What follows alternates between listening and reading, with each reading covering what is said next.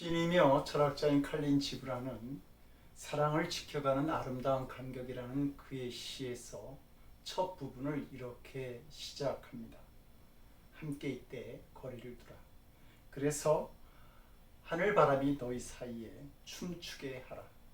서로 사랑하라. 그러나 사랑으로 구속하지는 말라. 그보다 너희 혼과 혼의 두 언덕 사이에 출렁이는 바다를 놓아두어라. 지금 두 사람이 너무 사랑해서 언제나 같이 있고 싶은 마음으로 결혼도 하고 부부가 되지만 너무 두 사람만 딱 붙어 있지 말라고 하는 말입니다. 두 사람 사이에 하늘 바람이 춤출 공간을 만들 수 있어야 되고 바다가 출렁일 자리가 필요하다고 하는 말이죠. 그렇다면 우리 무릎에 두 뼈가 부딪히지 않도록 그 사이에 연골이 있는 것처럼 두 사람 사이를 이어줄 뭔가가 그 사이에 있어야 합니다. 그 공간에 나의 주장이나 나의 이기심 같은 것을 놓아두는 것이 아니라 바로 하나님을 놓아두는 사람이 지혜로운 사람들입니다. 두 사람 사이에 생긴 갈등, 힘든 일을 두 사람이 풀려고 하지 말고 하나님께 맡기고 기도할 수 있어야 합니다. 그러면 하나님께서 두 사람 사이를 중재하시고 풀어주실 수 있는 것이죠. 당신과 나, 우리의 모든 인간관계 사이에 우리 하나님이 계셔서 마음껏 춤추시게 할 수 있다고 한다면 모든 관계가 다 해결되어지는 것을 볼 수 있게 될 것입니다. 한 청년이 사모하는 여인에게 2년 동안 화려한 문장으로 700통의 연애 편지를 보냈습니다. 드디어 그 여인은 결혼을 하게 됐죠. 그런데 그 결혼 상대자는 700통의 연애 편지를 보낸 젊은이가 아니라 그 편지를 하루도 거르지 않고 꼬박꼬박 배달해진 우편 배달부였습니다. 수백 통의 편지보다 만남이 중요했던 것이죠. 화려한 미사여구, 잘 쓴 글씨보다 배달부 청년의 온화한 웃음이 여인의 마음을 사로잡았던 것입니다.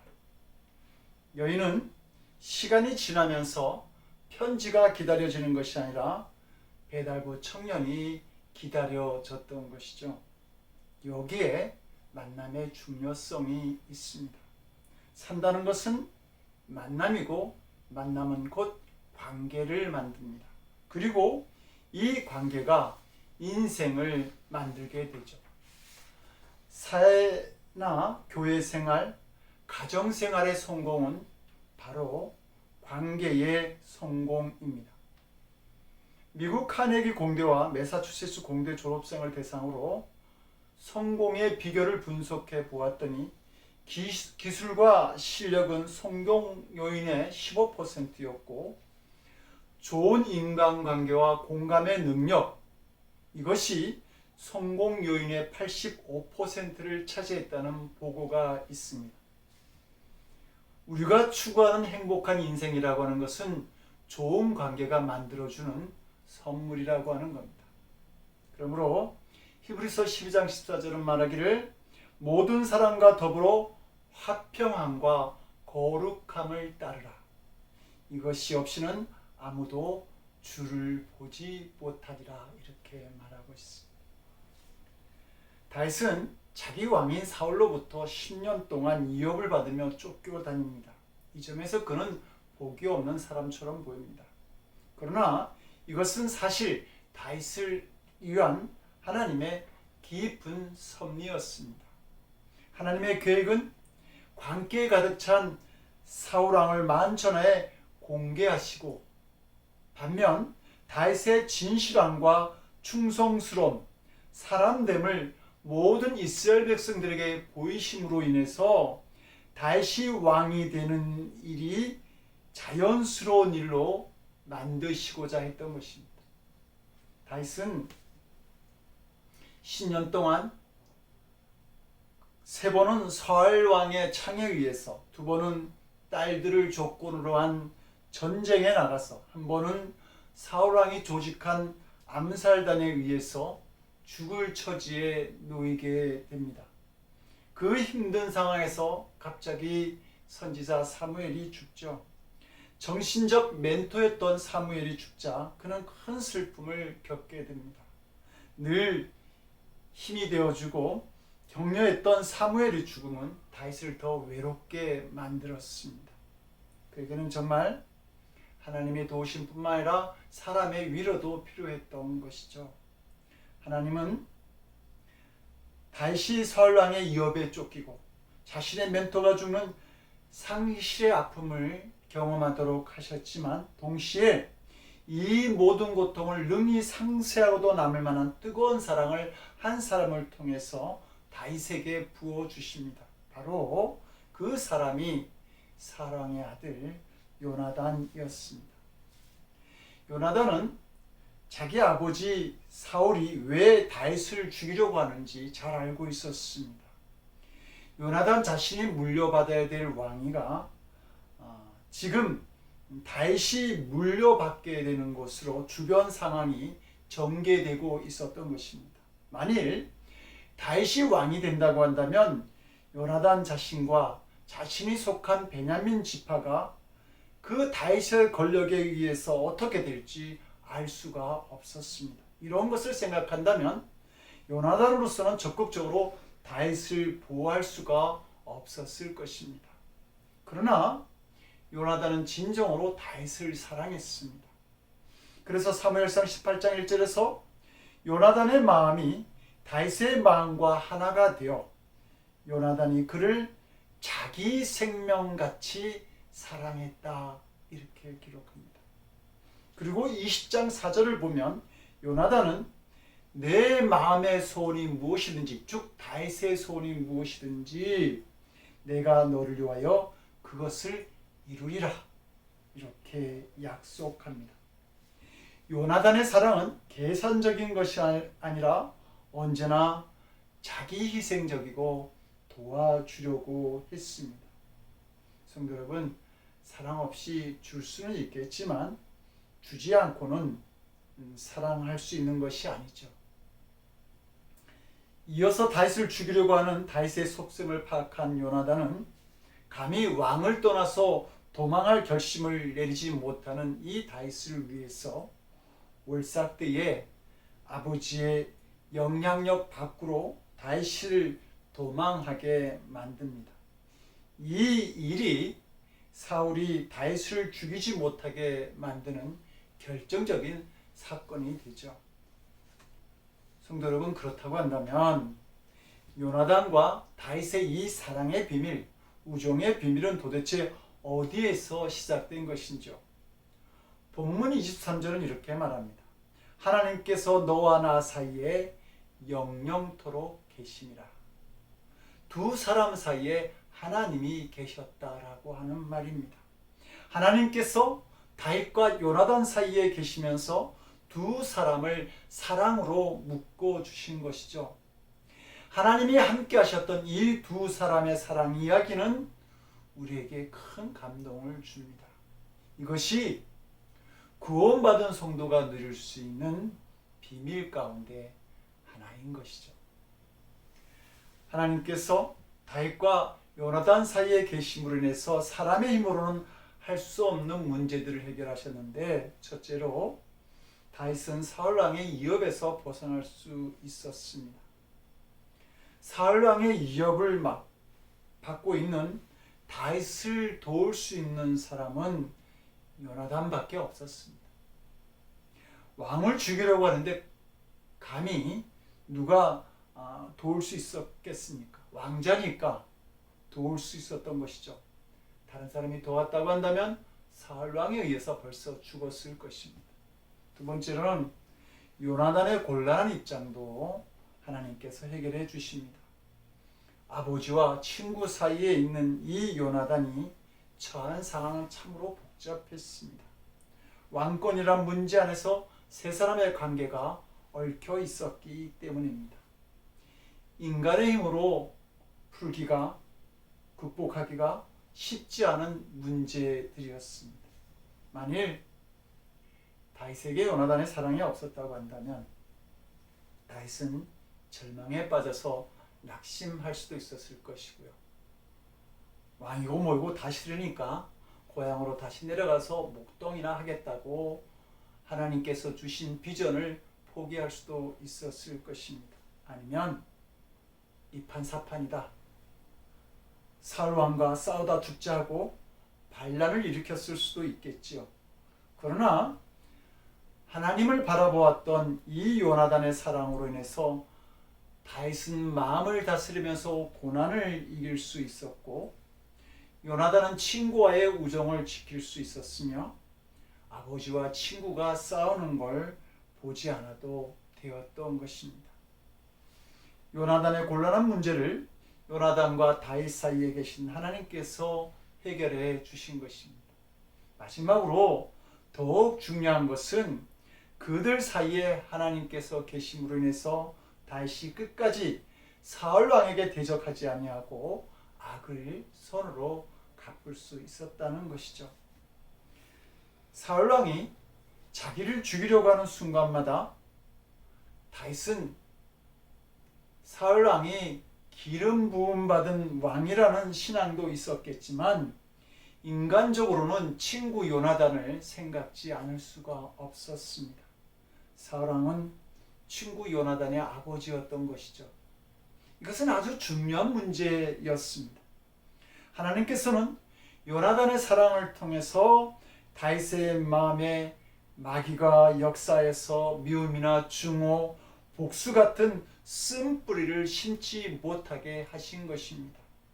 요나단 때문에 다윗은 흠없는 왕으로 세움을 입을 수 있었던 것이죠.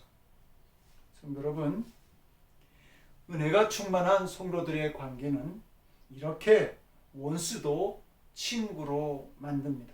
다윗과 요나단은 왕권을 놓고 서로 다투거나 불편한 관계를 가질 수 있는 사이였죠. 그러나 그들은 둘도 없는 친구 관계를 가지게 됩니다.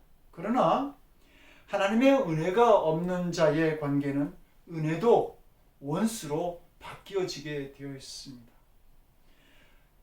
사울과 다윗의 관계는 서로 도움이 되는 관계로 시작하죠. 다윗은 사울 왕의 질병을 자신의 음악을 통해서 치료하고 또한 몇 번의 전쟁에서 승리함으로 인해서 이 사울 왕의 왕권을 강화시켜 줍니다.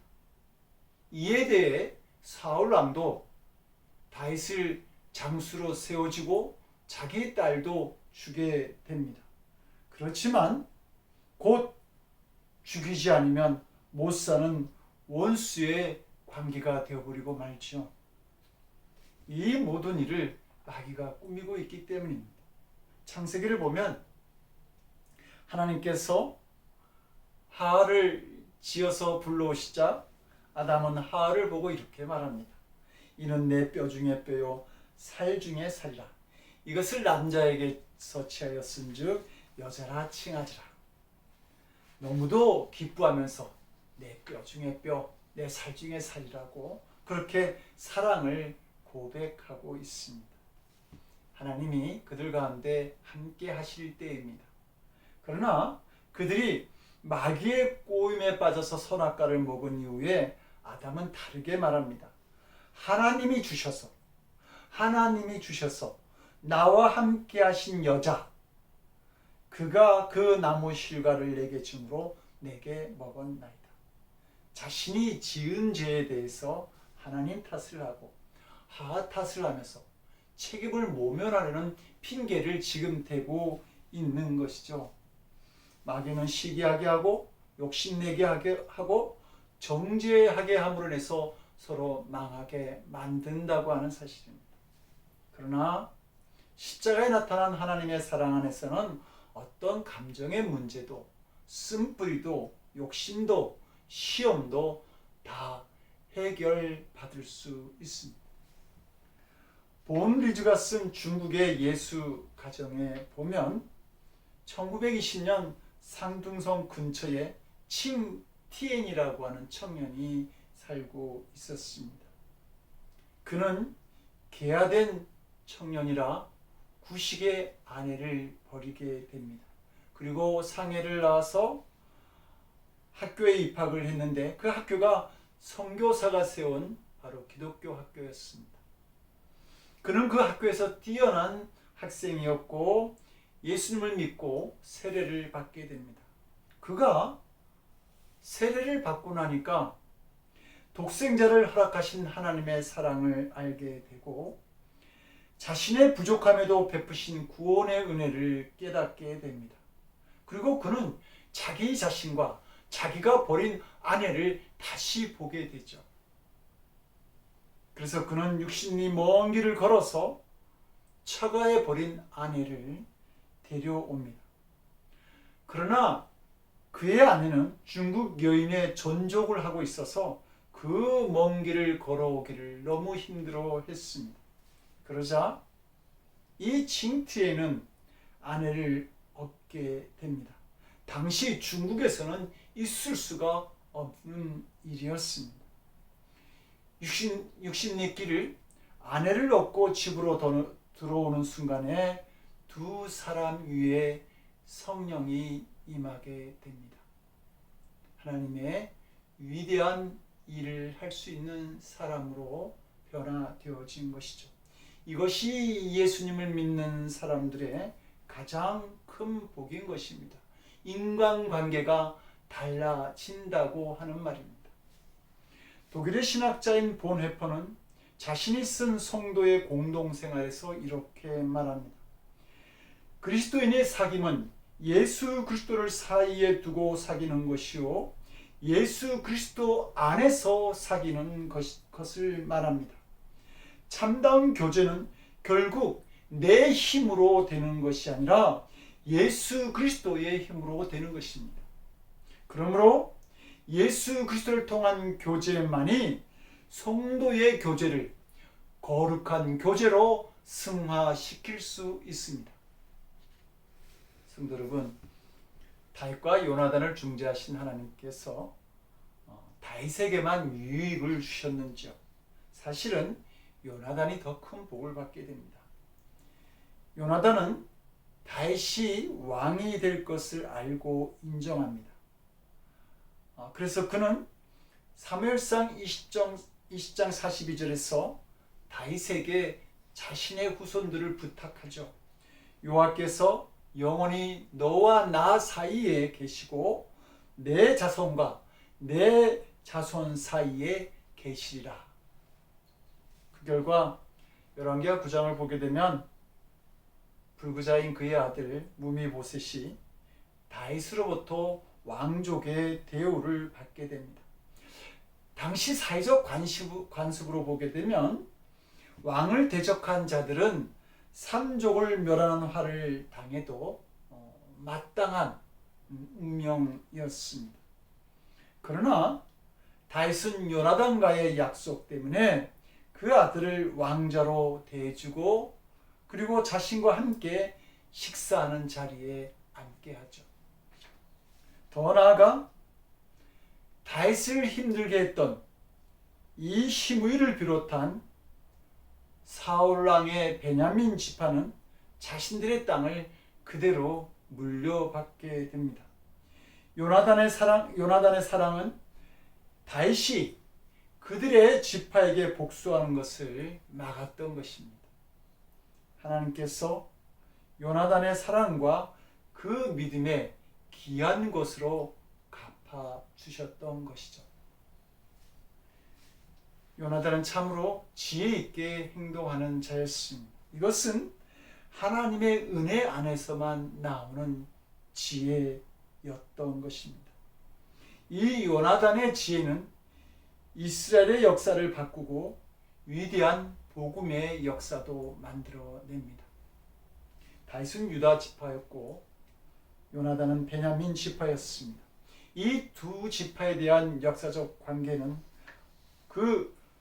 요셉이 애굽의 국무총리를 할 때 시작되어집니다. 당시 애굽의 국무총리였던 그 요셉의 깨로 인해서 형제들이 간첩으로 몰리게 되고, 그리고 그들은 애굽의 베냐민을 놔두고 고향으로 가야 했습니다. 그런데 그때 이 베냐민을 대신해서 애굽에 남겠다고 한 사람이 바로 유다였습니다.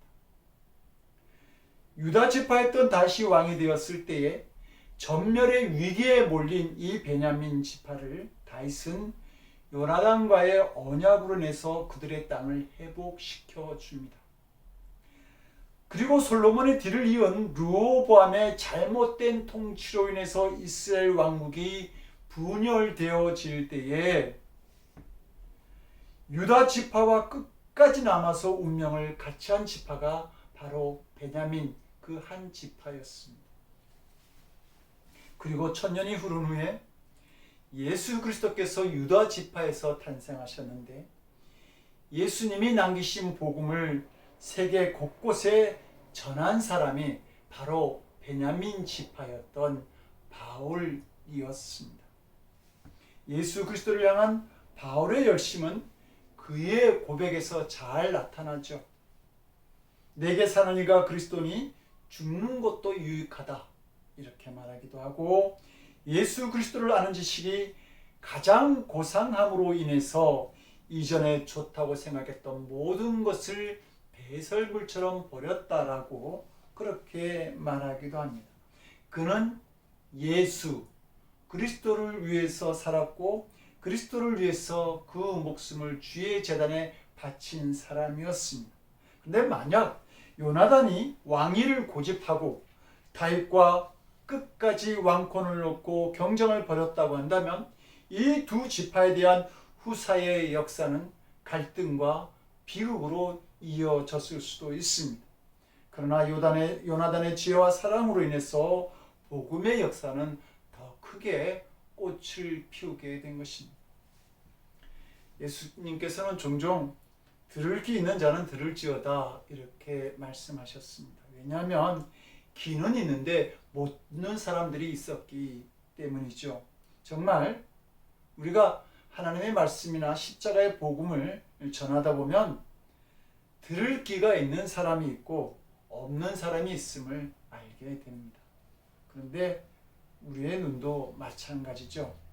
사울왕처럼 자기 아들에게 왕권을 물려주려는 그 하나밖에 보지 못하는 사람들이 있는가 하면, 롯처럼 망하는 길이 오히려 좋아 보이는 사람도 있습니다. 이런 사람들은 모두 하나님 안에 있기 싫어하는 사람들인 것이죠.